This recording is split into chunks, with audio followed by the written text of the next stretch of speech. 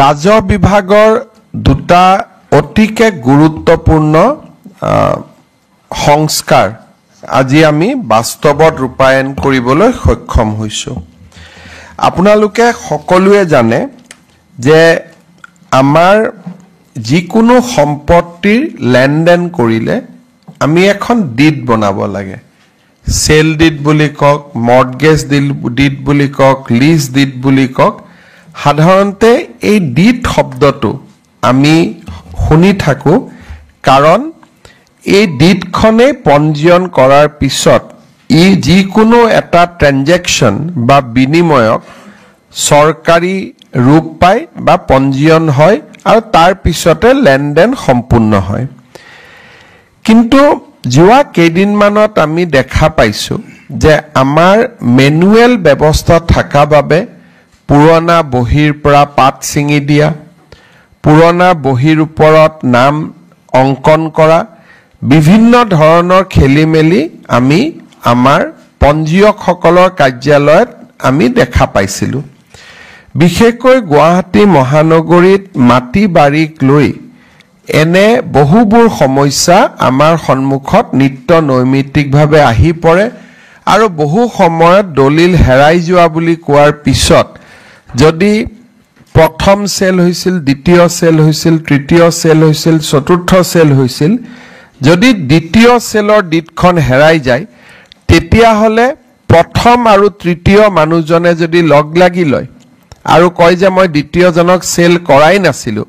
তেতিয়া প্ৰথম আৰু তৃতীয় জনৰ সেলটোই প্ৰথম সেল ধৰণে দেখা যাব এই গুটেইবোৰ অসুবিধাৰ প্ৰতি লক্ষ্য ৰাখি আমি NGDRS পোৰ্টেলত এটা ব্যৱস্থা কৰিছিলো যে আমি ইয়াতে বহি বিভিন্ন ধৰণৰ ডিড আমি নিজে বনাব পাৰিম বা উকিল সকলেও বনাই দিব পাৰিব আমি নিজেও বনাব পাৰিম ডিডখন ইয়াৰ জৰিয়তে আমি সৰকাৰী কাৰ্যালয়লৈ প্ৰেৰণ কৰিব পাৰিম সৰকাৰী কাৰ্যালয়ে নিৰ্দিষ্ট সময় দিব সেই সময়ত দুই পক্ষ উপস্থিত থাকিব ডিডত ডিজিটেল পদ্ধতিৰে স্বাক্ষৰ হ'ব আৰু ডিডখন সদায়ৰ বাবে NGDRS পোৰ্টেলত সংৰক্ষিত হ'ব ই এটা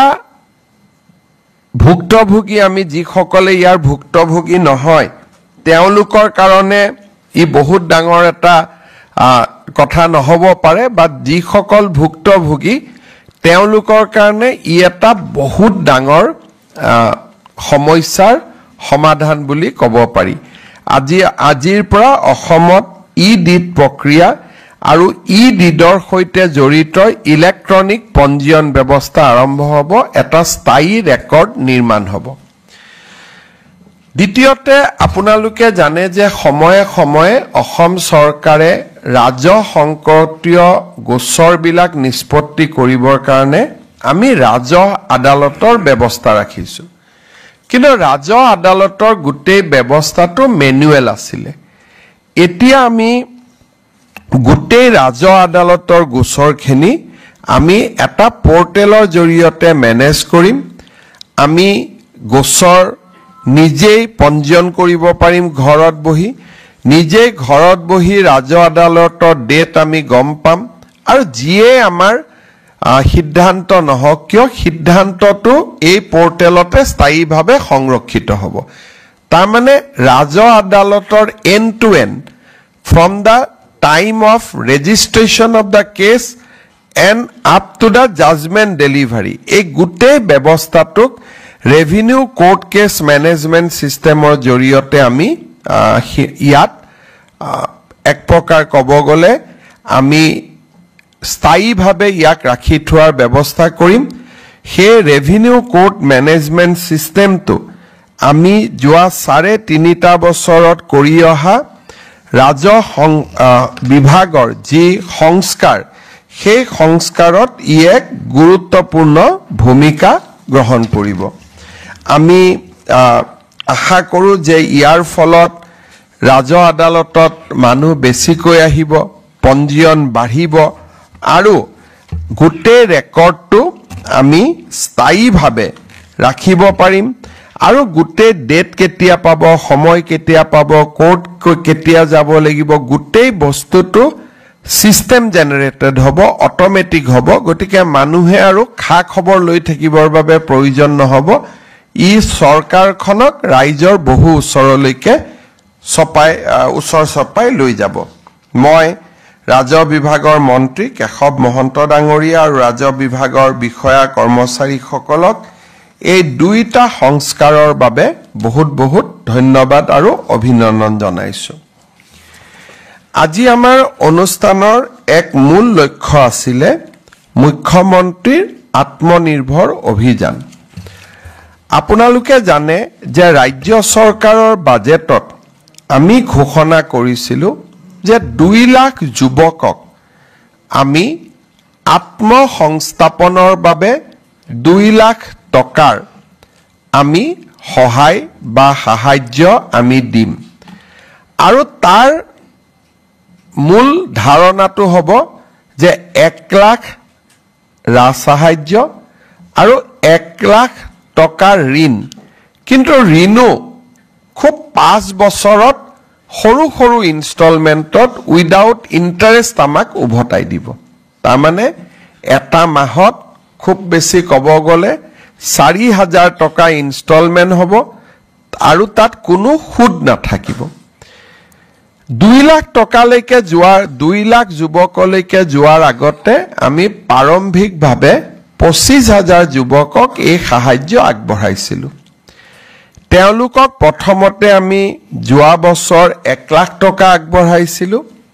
আৰু এই বছৰ আমি তেওঁলোকক 1 লাখ টকাৰ দ্বিতীয় কিস্তি প্ৰদান কৰিম সেপ্টেম্বৰ অক্টোবৰ মাহত কিন্তু তাৰ আগতে এই গোটেই ব্যৱস্থাটো যাতে যুৱক যুৱতী সকলে বিশেষকৈ একাংশ যুৱক যুৱতীয়ে যাতে মোবাইল আদি কিনাত খৰচ নকৰে আৰু তেওঁলোকক যাতে আমি সঁচাকৈ মেন্টৰিং কৰিব পাৰো ভাল কাম কৰাৰ কাৰণে সেই কাৰণে আমি গোটেই ৰাজ্যতে সিএম ফেলো আমি নিযুক্তি কৰিছিলো আৰু সিএম ফেলো সকলে এই ৰাজ সাহায্য পোৱা বা আত্মনিৰ্ভৰ অসমত লোন আৰু ৰাজ সাহায্য পোৱা যুৱক সকলৰ লগত কথা বতৰা পাতি থাকে ফলো আপ কৰে এই ব্যৱস্থাৰ কাৰণে এইবাৰ আমি ৰাজ্যখনত বহুতো সিএম ট্ৰিপল এ পোৱা যুৱক যুৱতীয়ে সিৰিয়াসলি কাম কাজ কৰা দেখা পাইছো ইনফ্যাক্ট মই আজিও এখন সভাত এজন যুৱকক লগ পাই আহিছিল তেওঁ মোক কৈছিলে যে সিএম ট্ৰিপল এৰ দ্বিতীয় ইনষ্টলমেন্টটো কেতিয়া দিব মই কলো বাবা তুমি তেতিয়া পাবা যেতিয়া এই 1 লাখ টকাৰ ভাল ব্যৱহাৰ হয় বলে মোক তেওঁ কলে যে দাদা 1 লাখ টকা মই নিজৰ পৰা আৰু আপোনাৰ পৰা পোৱা 1 লাখ 2 লাখ টকা মই ইতিমধ্যে লগাই কাম আৰম্ভ কৰিছো আৰু মোৰ ব্যৱসায় ভালো হৈছে গতিকে ই এটা খুব ভাল এখন আঁচনিত পৰিণত হৈছে আৰু এতিয়া আমি বেংকসমূহৰ লগতো কথা পাতিছো যে এই 2 লাখ টকা সিট ক্যাপিটেল পোৱা যুৱক যুৱতী সকলক আমি কেনেকৈ তেওঁলোকক আগুৱাই লৈ গৈ প্ৰধানমন্ত্ৰী মুদ্ৰা আঁচনিৰ সৈতে জড়িত কৰিব পাৰো সেই প্ৰক্ৰিয়াটো চলি থাকুতে আমি যেহেতু আমাৰ 2 লাখ লক্ষ্য 25000ক আমি দিলু আমি আৰু 75000 যুৱক যুৱতীক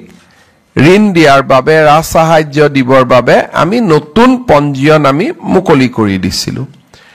ইয়াৰ নিয়মটো হল যে প্ৰথমে তেওঁলোকে পঞ্জীয়ন কৰে ৰেজিষ্ট্ৰেচন কৰে 75000 ঋণৰ বা লোনৰ বা ৰাজ সাহায্যৰ বিপৰীতে প্ৰায় 1.5 লাখ যুৱক যুৱতীয়ে এইবাৰ নিজৰ নাম পঞ্জীয়ন কৰিছে একজেক্ট যদি সংখ্যাটো আমি ক'ব যাও 1,62,000 যুৱকে এই আঁচনিখনত পঞ্জীয়ন কৰিছে আৰু এই পঞ্জীয়ন আমি 2024 চনৰ 18 অক্টোবৰৰ পৰা 18 নৱেম্বৰলৈকে লৈছিলো এতিয়া কথাটো হল যে এই 1,62,000 আবেদনকাৰীয়ে প্ৰথম পঞ্জীয়ন কৰিলে পঞ্জীয়নৰ পিছত কি কাম কৰিব তেওঁলোকৰ প্ৰজেক্ট কি এই গোটেই কথা জনাই তেওঁলোকে ৰেজিষ্ট্ৰেচন কৰিব লাগে আজি আমি এই ৰেজিষ্ট্ৰেশ্যন পৰ্টেলটো মুকলি কৰি দিছোঁ আৰু ই এমাহৰ বাবে খোলা থাকিব এই এমাহৰ ভিতৰত 1,62,000 যুৱক যুৱতী যোনে পঞ্জীয়ন কৰিছিল তেওঁলোকে আবেদন কৰিব লাগিব আবেদনত অলপ ডিটেইলছ লাগিব আৰু আবেদন কৰাৰ পিছতে আমি তেওঁলোকৰ ইন্টাৰভিউ আৰম্ভ কৰিব পাৰিম 1,62,000ৰ ভিতৰত 75,000 যুৱক যুৱতীক আমি নিৰ্বাচিত কৰিম তাৰ মানে 2:1 দুজনৰ বিপৰীতে এজনে ঋণ পাব আজি আমি পৰ্টেলটো মুকলি কৰি দিলো সকলোৱে ইতিমধ্যে পঞ্জীয়ন কৰিছে তেওঁলোকলৈকে আজি আমাৰ ইলেক্ট্ৰনিক্যালি মেছেজও আমি তেওঁলোকক পঠাই দিম গুটে 1,62,000 জনক যে পঞ্জীয়নৰ পৰ্টেল মুকলি কৰা হ'ল পঞ্জীয়ন হ'ল এতিয়া এপ্লিকেশনৰ পৰ্টেল মুকলি কৰা হ'ল তেওঁলোকে মোবাইলত মেছেজও পাব সংবাদ মাধ্যমৰ জৰিয়তেও গম পাব আৰু উদ্যোগ বিভাগে বিজ্ঞাপন আদিও দিব যাতে 1,62,000 যুৱকক আমি পঞ্জীয়নলৈকে আনিব পাৰো 25,000 75,000 এই দুইটা আঁচনি যদি আমি সফল কৰিব পাৰো আৰু টকা পইচাৰ যদি অপব্যয় হোৱাৰ বাতৰি নাহে তেতিয়ালে ভৱিষ্যতে আৰু 1 লাখ যুৱক যুৱতীৰ কাৰণে আমি ৰাস্তা খুলি থৈছো গতিকে এই আঁচনিখন সফল হোৱাটো অতিকে প্ৰয়োজনীয় মই এতিয়া আপোনালোকক আজি প্ৰধানমন্ত্ৰী নৰেন্দ্ৰ মোদী ডাঙৰীয়া আৰু বিত্তমন্ত্ৰী নিৰ্মলা সীতাৰমণ ডাঙৰীয়ানিয়ে যি বাজেট লোকসভাত প্ৰস্তাৱ কৰিলে সেই বাজেটখনৰ ওপৰত মই কেইটামান কথা আপোনালোকক ক'ব খুজিছো বাজেটত দেশৰ বাবে এইবাৰ 10.1% গ্ৰোথ জিডিপি গ্ৰোথ ধাৰ্য কৰা হৈছে against the GDP growth of 9.7% in the revised estimate of 2024-25 অৰ্থাৎ দেশখনৰ অৰ্থনীতি 10% আধাৰত বৃদ্ধি হ'ব ফিস্কেল ডেফিসিট 4.8 ৰ পৰা 4.4% লৈকে কমিব আৰু ক্যাপিটাল এক্সপেন্ডিচাৰ 10 লাখ কোটিৰ পৰা 11 লাখ কোটি টকা লৈকে বৃদ্ধি কৰা হ'ব আৰু মাৰ্কেট বৰোইং যাক নেকি আমি ঋণ বুলি কওঁ কেন্দ্ৰীয় চৰকাৰে এইবাৰ 11 লাখ কোটি টকা ঋণ ল'ব বিভিন্ন ডেভেলপমেন্টৰ কামসমূহ আগবঢ়াই লৈ যাবলৈ ৰাজ্য চৰকাৰসমূহক এইবাৰ আগবঢ়োৱা যি পুঁজি অসমে 2024-25ত ট্যাক্স ডিভলিউশনৰ জৰিয়তে আমি 40,000 কোটি টকা লাভ কৰিছিলো এইবাৰ কেন্দ্ৰীয় বাজেটত এই পুঁজিৰ পৰিমাণ 44,500 কোটি টকা ধাৰ্য কৰা হৈছে অৰ্থাৎ আমাৰ ৰাজ্যখনলৈকে অতিৰিক্তভাৱে 4,500 কোটি টকা আমাৰ ৰাজ্যলৈ অহা বছৰ আহিব ইয়াৰ উপৰিও ভাৰত চৰকাৰে ৰাজ্যসমূহক এটা বিশেষ ঋণ দিয়ে যি ঋণ 50 বছৰ পিছত উভতাই দিব লাগিব আৰু ঋণৰ সুদ কেন্দ্ৰীয় চৰকাৰে দিব অৰ্থাৎ আজি যদি আমি 5,000 টকা লওঁ 5,000 কোটি টকা আমি যদি হাতত লওঁ 50 বছৰ পিছত ইয়াৰ মূল্যটো 200 কোটিও নাথাকে গৈ বিকজ অফ ইনফ্লেশন হে কাৰণে যদিও নামত লোন ই এক প্ৰকাৰ গ্ৰান্ট আৰু এই দিশত যোৱাবাৰ ভাৰত চৰকাৰে গুটে দেশৰ ৰাজ্যসমূহৰ বাবে 1.5 লাখ কোটি টকাৰ ব্যৱস্থা কৰিছিল এইবাৰো একে ধন তেওঁলোকে বাজেটত ৰাখিছে ফলত ভাৰতৰ ৰাজ্যসমূহ যথেষ্ট পৰিমাণে উপকৃত হ'ব বিশেষকৈ ক্যাপিটাল এক্সপেন্ডিচাৰ আমাৰ ৰাজ্যৰ স্তৰতো বাঢ়িব এইবাৰ বাজেটৰ এটা মুখ্য দিশ হৈছে যে মধ্যবিত্ত আৰু নিম্ন মধ্যবিত্ত সমাজলৈ সকাহ 12 লাখ টকাৰ লৈকে আমাৰ কোনো ৰাইজে এতিয়াৰ পৰা ইনকাম টেক্স দিব নালাগিব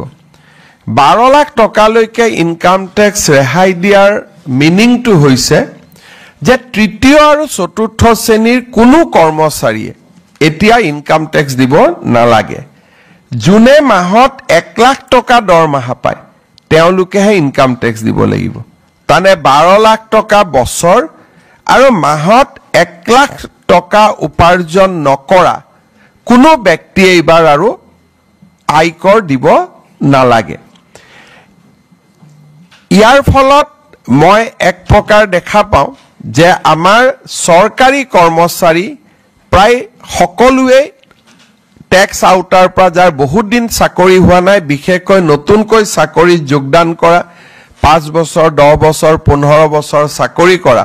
কোনো লোকে ইনকাম টেক্স দিব নালাগিব ব্যক্তিগত খণ্ডটো উদ্যোগসমূহতো কাম কৰা খুব কম মানুহে ইনকাম টেক্স দিব লাগিব এক প্ৰকাৰ খুব ভাল ফাৰ্স্ট ক্লাস কন্ট্ৰাক্ট নকৰা বা ভাল কোনোবাই ব্যৱসায় নকৰিলে ইনকাম টেক্স দিয়াৰ প্ৰয়োজনীয়তাটো বহু পৰিমাণে নোহোৱা হ'ব ই ভাৰতৰ মধ্যবিত্ত সমাজখনলৈ এক বিশাল সকাহ যদি আপোনালোকে কংগ্ৰেছ চৰকাৰৰ দিনত চাই 75 বছৰ বা 60 বছৰ তেওঁলোকে চৰকাৰ চলোৱাৰ পিছত ইয়াক 3 লাখ টকালৈকেহে লৈ যাব পাৰিছিল মোদী ডাঙৰীয়াই প্ৰথমতে 5 লাখ তাৰ পিছত 7 লাখ এতিয়া 12 লাখ টকালৈকে ইনকাম টেক্সৰ পৰা সাধাৰণ ৰাইজক ৰেহাই দি মধ্যবিত্ত সমাজখনলৈ এক বহুত ডাঙৰ সকাহ দিবলৈ সক্ষম হ'ল এই বাজেটত অসমৰ কাৰণে দুটা বিশেষ গুৰুত্বপূৰ্ণ ঘোষণাই আমাক সকলোকে আনন্দিত কৰিছে আমাৰ ৰাজ্যত উদ্যোগীকৰণৰ এটা নতুন বাতাবৰণ টাটাৰ সেমিকন্ডাক্টৰ ইণ্ডাষ্ট্ৰি দি আৰম্ভ হৈছিল আৰু বহুতৰ মনত ধাৰণা আছিল যে এটা কিবা কৰি আহিলে আৰু এই শেষ এই আৰম্ভণি এই শেষ কিন্তু ইয়াক আমি মেইনটেইন কৰিব পাৰিছো 27000 কোটি টকা বেৰে সেমিকন্ডাক্টৰ ইণ্ডাষ্ট্ৰি অহাৰ পিছত এইবাৰ প্ৰায় 12000 কোটি টকা বেৰে এডভান্টেজ আসাম 2.0 প্ৰাৰম্ভণিতে আমাৰ হিন্দুস্তান ফাৰ্টিলাইজাৰ কৰ্পোৰেচনক নতুন ধৰণে নিৰ্মাণ কৰা বা ব্ৰহ্মপুত্ৰ ভেলী ফাৰ্টিলাইজাৰ কৰ্পোৰেচনক নতুন ধৰণে নিৰ্মাণ কৰাৰ ঘোষণা আজি আনুষ্ঠানিকভাৱে কৰা হ'ল আগৰ যি বিভিচিএল আছিল বা পুৰণা যি সাৰ কাৰখানা আছিল হি সম্পূৰ্ণ তাৰ পৰা সম্পূৰ্ণভাৱে পৃথক এটা নতুন সাৰ কাৰখানা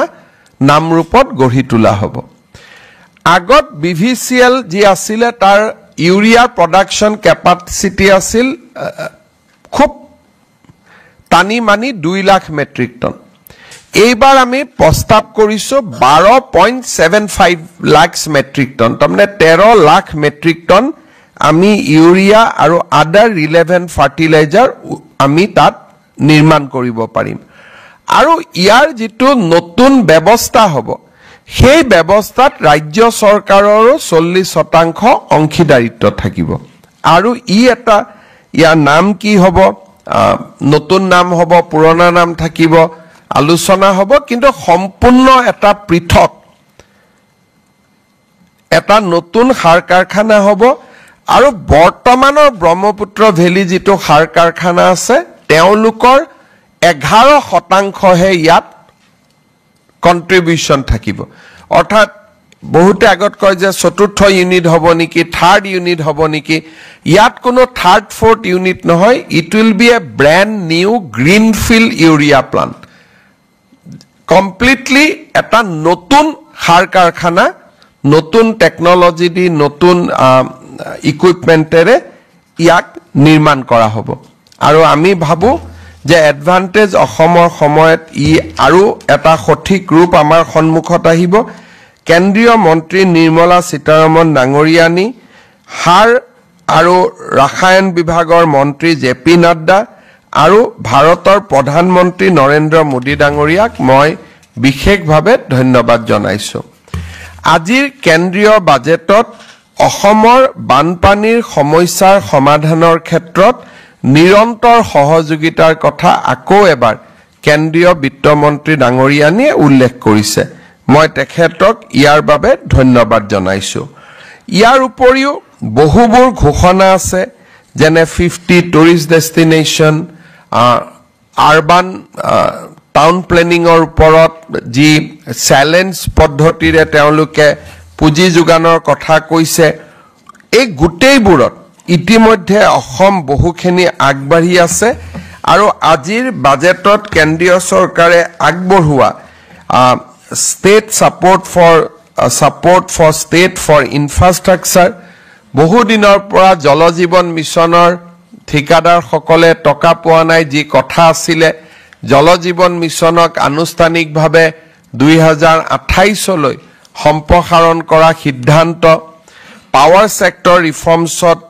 আমাক এডিশনাল বৰোইং দিয়াৰ সিদ্ধান্ত 0.5% ৰাজ্য চৰকাৰে আৰু বেছি ঋণ ল'ব পাৰিব যাৰ পৰা আমাৰ ফিস্কেল স্পেস বাঢ়িব আৰবান চ্যালেঞ্জ ফান্ড যাৰ জৰিয়তে আমি জাগিৰোড আৰু পলাশবাৰীক দুখন স্যাটেলাইট টাউনশিপ নিৰ্মাণৰ কথা কৈছো তাৰ বিষয় আজি উল্লেখ কৰা হৈছে উডান